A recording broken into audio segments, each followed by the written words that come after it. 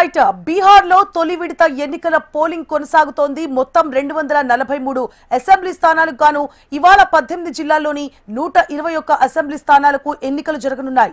తొలి విడత ఎన్నికల బరిలో సీఎం నితీష్ కుమార్ సారథ్యంలోని ఎన్డీఏ ప్రతిపక్ష నేత తేజస్వి యాదవ్ నేతృత్వంలోని మహాగఠబంధన్ రాజకీయ వ్యూహకర్త ప్రశాంత్ కిషోర్ స్థాపించిన జన్ సురాజ్ పార్టీ సహా వివిధ పార్టీల నుంచి 1314 మంది అభ్యర్థులు పోటీ పడుతున్నారు.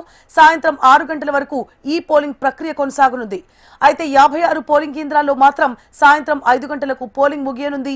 మొత్తం 45,341 పోలింగ్ కేంద్రాలు ఏర్పాటు చేశారు. పోలింగ్ కేంద్రాల దగ్గర కట్టుదిట్టమైన భద్రతా చర్యలు చేపట్టారు. డ్రోన్లు, సీసీ కెమెరాల పర్యవేక్షణలో పోలింగ్ జరుగుతోంది. ప్రతి పోలింగ్ కేంద్రంలో వెబ్ కాస్టింగ్ ను అందుబాటులోకి తీసుకొచ్చారు.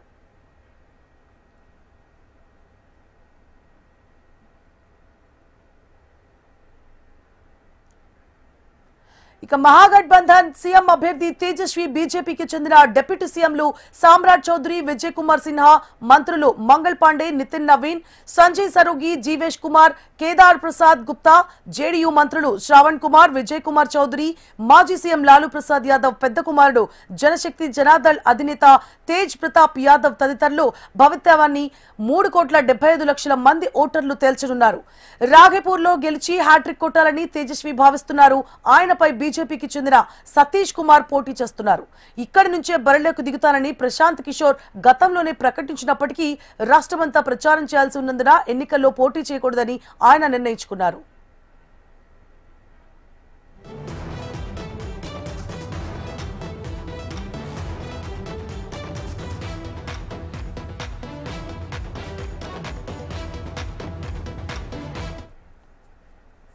బీహార్ లో తొలి విడత ఎన్నికల పోలింగ్ కొనసాగుతోంది. మొత్తం 243 అసెంబ్లీ స్థానాలకు గాను ఇవాళ 18 జిల్లాల్లోని 121 అసెంబ్లీ స్థానాలకు ఎన్నికలు జరగనున్నాయి. తొలి విడత ఎన్నికల బరిలో సీఎం నితీష్ కుమార్ సారథ్యంలోని ఎన్డీఏ ప్రతిపక్ష నేత తేజస్వి యాదవ్ నేతృత్వంలోని మహాగఠబంధన్ రాజకీయ వ్యూహకర్త ప్రశాంత్ కిషోర్ స్థాపించిన జన్ సురాజ్ పార్టీ సహా వివిధ పార్టీల నుంచి 1314 మంది అభ్యర్థులు పోటీ పడుతున్నారు. సాయంత్రం 6 గంటల వరకు ఈ పోలింగ్ ప్రక్రియ కొనసాగనుంది. అయితే 56 పోలింగ్ కేంద్రాల్లో మాత్రం సాయంత్రం 5 గంటలకు పోలింగ్ ముగియనుంది. మొత్తం 45,341 పోలింగ్ కేంద్రాలు ఏర్పాటు చేశారు. పోలింగ్ కేంద్రాల దగ్గర కట్టుదిట్టమైన భద్రతా చర్యలు చేపట్టారు. డ్రోన్లు, సీసీ కెమెరాల పర్యవేక్షణలో పోలింగ్ జరుగుతోంది. ప్రతి పోలింగ్ కేంద్రంలో వెబ్ కాస్టింగ్ ను అందుబాటులోకి తీసుకొచ్చారు. మహాగఠబంధన్ సీఎం అభ్యర్థి తేజస్వి, బీజేపీకి చెందిన డిప్యూటీ సీఎంలు సామ్రాట్ చౌదరి, విజయ్ కుమార్ సిన్హా, మంత్రులు మంగళ్ పాండే, నితిన్ నవీన్, సంజయ్ సరోగి, జీవేష్ కుమార్, కేదార్ ప్రసాద్ గుప్తా, జేడీయూ మంత్రులు శ్రావణ్ కుమార్, విజయ్ కుమార్ చౌదరి, మాజీ సీఎం లాలూ ప్రసాద్ యాదవ్ పెద్ద కుమారుడు, జనశక్తి జనతాదళ్ అధినేత తేజ్ ప్రతాప్ యాదవ్ తదితరుల భవిత్వాన్ని 3,75,00,000 మంది ఓటర్లు తేల్చనున్నారు. రాఘేపూర్ లో గెలిచి హ్యాట్రిక్ కొట్టాలని తేజస్వి భావిస్తున్నారు. ఆయనపై బీజేపీకి చెందిన సతీష్ కుమార్ పోటీ చేస్తున్నారు. ఇక్కడి నుంచే బరిలోకి దిగుతానని ప్రశాంత్ కిషోర్ గతంలోనే ప్రకటించినప్పటికీ రాష్ట్రమంతా ప్రచారం చేయాల్సి ఉన్నందున ఎన్నికల్లో పోటీ చేయకూడదని ఆయన నిర్ణయించుకున్నారు. రైట్, పూర్తి డీటెయిల్స్ ని మా ప్రతినిధి రామకృష్ణ అందిస్తారు ఢిల్లీ నుంచి. రామకృష్ణ, ఇక బీహార్ ఎన్నికలకు సంబంధించి దాదాపుగా ఎన్నికల ప్రక్రియ ఉదయమే 7 గంటలకు ప్రారంభమైంది. సాయంత్రం 6 గంటల వరకు ఇక్కడ ఎన్నికలు పోలింగ్ ప్రక్రియ జరుగుతూ ఉంటుంది. మరి దాదాపుగా 3,75,00,000 మంది ఓటర్లు 1314 మంది అభ్యర్థుల భవితవ్యాన్ని తేల్చనున్నారు. మొత్తం 243 అసెంబ్లీ స్థానాలు ఉన్నటువంటి బీహార్ అసెంబ్లీకి ఇప్పుడు ఈ రోజు 121 అసెంబ్లీ స్థానాలకు 18 జిల్లాల్లో ఉన్నాయి.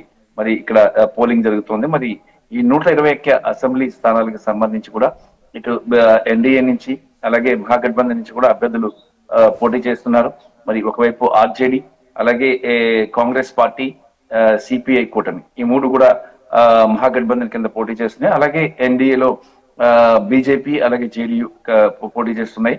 మరి గతంలో కానీ మనం చూసుకున్నట్టుగైతే మాత్రం ఇక్కడ బీజేపీ అలాగే జేడీయూ కలిసి ప్రభుత్వాన్ని ఏర్పాటు చేశాయి. మరి ఈసారి మళ్ళీ మరోమారు ఏర్పాటు చేయడానికి సర్వం సిద్ధం చేసుకుంటున్నాయి. కానీ ఇక్కడ చాలా పోటీ అయితే చాలా ఉత్కంఠగా ఉంది.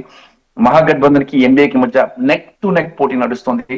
మరి ఈ నేపథ్యంలో ఎవరు ఇక్కడ అధికారాన్ని కైవసం చేసుకుంటారనేది చూడాలి. దాదాపుగా ఇక్కడ బీహారీలు ఈసారి ఎవరికి ఓటు వేస్తారు, ఇక్కడ Narendra Modi versus Congress party JDU మధ్య ప్రధానంగా ఆర్జేడీ మధ్య ప్రధానంగా ఇక్కడ పోటీ నడుస్తుంది. మరి ఇటు బీజేపీ చూసుకున్నట్టుగైతే మాత్రం తన మేనిఫెస్టోలో భారీగా స్కీమ్స్ అన్నిటిని కూడా ప్రజలకు ఇచ్చింది. ఇక్కడ దాదాపు ఇంకొక కీలకమైన అంశం ఏంటంటే ఇక్కడ 57% పైగా మహిళా ఓటర్లు ఎక్కువ మంది ఉండటంతో ఇక్కడ బీజేపీ తన ఆశలన్నీ కూడా మహిళా ఓటర్ల మీద పెట్టుకుంది. మరి దాంతో పాటు ఇటీవల ఆర్జేడీ కూడా కొత్త స్కీమ్స్ ని అనౌన్స్ చేసింది. ప్రతి ఏడాది చూసుకున్నట్టుగైతే మహిళలకి 30,000 రూపాయలు నగదు పంపిణీ చేసే విధంగా, అంటే 5 ఏళ్లలో 1,50,000 రూపాయలు ఇస్తామంటూ కూడా ఇటు ఆర్జేడీ ప్రకటించింది. మరి ఈ నేపథ్యంలో ఈ స్కీమ్సే కానీ ఇవన్నీ కానీ చాలా అట్రాక్టివ్ గా ఉన్నాయి ఓటర్ల మీద. మరి ఓటర్లు ఎవరిని ఎంచుకుంటారు, ఏ స్కీమ్స్ ని ఎంచుకుంటారు, ఎవరిని ఎంచుకుంటారు, ఏ రకంగా ఓటు ఉంటుంది అంటే చాలా ఉత్కంఠభరితంగా ఉంది. ఈ రోజు మొదటి విడత, అలాగే నవంబర్ 11వ తారీఖున రెండో విడత ఉంది. ఆ తర్వాత నవంబర్ 14న రిజల్ట్ విడుదలవుతాయి. మరి బీహార్ చాలా కీలకమైన రాష్ట్రం. దేశవ్యాప్తంగా కూడా చూసుకున్నట్టుగా అయితే మాత్రం అందరికీ కూడా బీహార్ మీద ఉంది. ఏం జరుగుతుంది ఇక్కడ, ఎక్కువ మంది ఈ మధ్య కాలంలో ఐఏఎస్లు కూడా ఇక్కడి నుంచే ఎక్కువ మంది ప్రొడక్షన్ వస్తుంది, ఇక్కడి నుంచి ఎక్కువ మంది సెలెక్ట్ అవుతున్నారు బీహార్ రాష్ట్రానికి. ఒకప్పుడు చాలా వెనకబడిన పేద రాష్ట్రంగా ఉన్న బీహార్ ఈ రోజు ఒక మంచి స్థాయికి వచ్చింది. మరి చదువుకున్న ఓటర్స్ కూడా ఎక్కువ మంది ఉన్నారు. మరి ఈ నేపథ్యంలో ఓటరు తన విజ్ఞతను ఉపయోగించి ఎవరికి పట్టం కడతారో అనేది చూడాలి. అయితే రెండు ప్రధాన పార్టీలు, ఇటు మహాగఠబంధన్ కానీ అలాగే ఎన్డీఏ కానీ చాలా ధీమాగా ఉన్నాయి, తామే గెలుస్తామని చెప్పి. మరోవైపు బీజేపీ మీద ఆర్ఎస్ఎస్ ఒత్తిడి బాగా ఎక్కువ ఉంది. ఎలాగైనా ఈ రాష్ట్రంలో గెలవాలి, ఎందుకంటే నెక్స్ట్ అసెంబ్లీ ఎలక్షన్స్ బెంగాల్కి రాబోతున్నాయి. మరి కీలకమైన రాష్ట్రాలు ఉన్నాయి. మరి ఇక్కడ కానీ ఏదైనా కానీ తడబాటు కానీ జరిగినట్టుగైతే ఈ ఎఫెక్ట్ మళ్ళీ నెక్స్ట్ ఎలక్షన్స్ మీద పడుతుంది. కాబట్టి ఈ విషయంలో చాలా కేర్ఫుల్ గా ఉండాలి. ఇప్పటికే ఆర్ఎస్ఎస్ బీజేపీకి హెచ్చరించింది.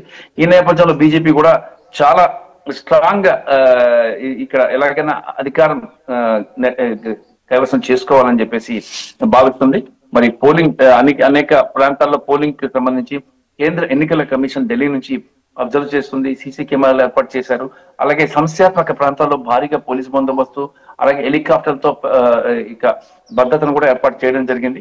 మరి ఎక్కడ ఎలాంటి అవాంఛనీయ సంఘటనలు జరగకుండా ఎన్నికలు పర్ఫెక్ట్ గా నిర్వహిస్తామని కేంద్ర ఎన్నికల కమిషన్ చెప్పింది. ఇప్పుడు ప్రస్తుతానికైతే మాత్రం ఎన్నికల పోలింగ్ ప్రక్రియ ప్రశాంతంగా నడుస్తుంది. మరి ఇంకొక కీలకమైన అంశం అంటే పోలింగ్ పర్సంటేజ్ డిఫైన్ అవుతుంది. ఎవరు గెలుస్తారు అనేది తెలిసే అవకాశం ఉంది. పోలింగ్ పర్సంటేజ్ ఎంత వరకు నమోదు అవుతుంది అనేది చూడాలి. దాన్ని బేస్ చేసుకొని ఇక ఈసారి ఎవరు గెలుస్తారు. ఎందుకంటే ఇప్పుడు 121 అసెంబ్లీ స్థానాలు ఎన్నికలు జరుగుతుంటే ఇక్కడ మెజార్టీ స్థానాలు ఎన్డీఏ అభ్యర్థులు ఉన్నాయి. దాదాపుగా